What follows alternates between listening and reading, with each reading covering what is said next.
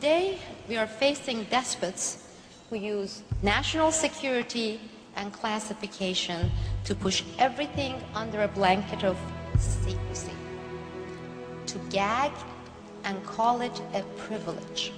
My expertise, as you know, is CIA, Marine Corps, 3 CIA secret wars. I had a position in the National Security Council in 1975 as the chief of the Angola task force running the secret war in Angola. It was the 3rd CIA secret war I was part of.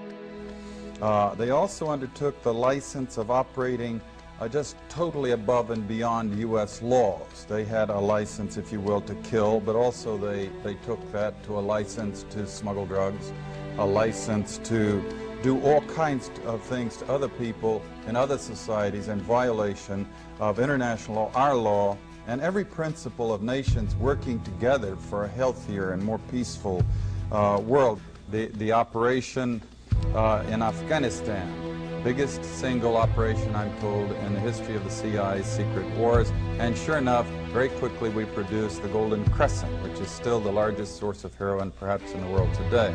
Trying to summarize this 3rd World War that the CIA, the U.S. national security complex with the military all interwoven in it in many different ways, has been waging. Let me just put it this way. The best heads that I coordinate with studying this thing, we count at least minimum figure 6 million people who've been killed in this long 40-year war that we've waged against the people of the Third World. This goddamn New York Times expose of the most highly classified documents of the war. You mean that was leaked out of the Pentagon? Sir, this is a devastating security breach of the greatest magnitude of anything I've Well, seen. I just start right at the top and fire some people. I mean, whatever department it came out of, I'd fire the top guy. I think the Times' position is indefensible. They're running the line, Chuck, a right to know. That's, of course, a goddamn code word, right to know. The public has no right to know secret documents. This is an attempt to prevent the American people from knowing the facts about how we could have prevented 9/11, and people are covering it up today. And they're ruining the career of a military officer to do it. And we can't let it stand. I don't care whether you're Democrat or Republican, you can't let a lieutenant colonel's career be ruined because of some bureaucrat in the Defense Intelligence Agency. If we let that happen, then no one that wears the uniform will ever feel protected. Because we will have let them down. Today in this room, many of us represent living cases and examples of the lack of transparency, lack of accountability, and due process in our government. Thus, we are reminders of endangered and diminishing democracy. We are here to ring the wake-up bell and beg you not to look the other way. We cannot go on pretending to have democracy. We cannot go on teaching the notions and principles of true American democracy to our youngsters in their Civic 101 books when those notions and those laws are no longer exercised.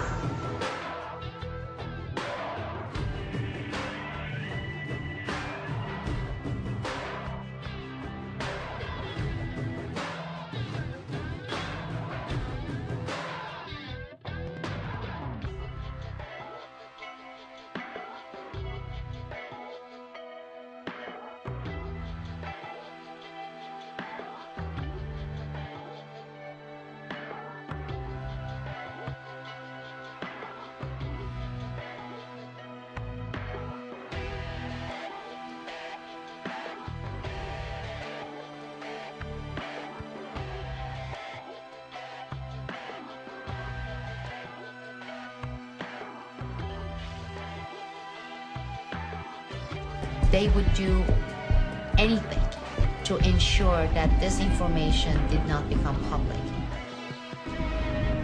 My focus has been exposing the criminal activities where money laundering, narcotic activities, and nuclear black market converge with terrorist activities. I have taken the oath to protect my new country against all enemies. I assume the enemy was fought. I am continuing to demand real action and formal investigations of these confirmed cases.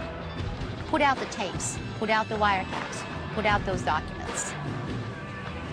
Put out the truth. The truth is going to hurt them.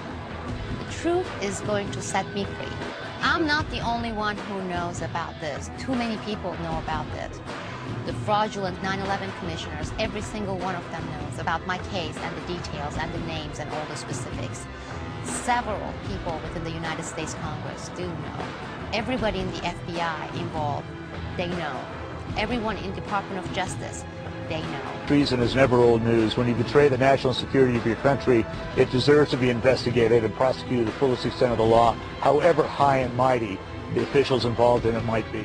The attacks on our freedom are from within, from our very own government, and unless we recognize these attacks for what they are and stand up and speak out, no, shout out against those despots in government, then we are doomed to wake up one sad morning and wonder when and where our freedom died. My problem is, I've been to Washington, D.C. and stood in the middle of the night out in the Jefferson Memorial and read the inscriptions of Jefferson's quotes that are hammered into the marble.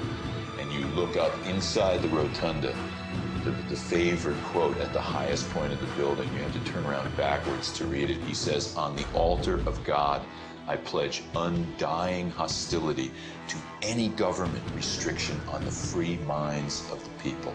We were the first nation state to establish the principle that sovereignty, ultimate political power, resides in the people. That's a fundamentally radical concept, and these guys don't like the implications of it for their maintenance of minority wealth and power, and they're out to destroy that. But they will fail. I guarantee you they will fail.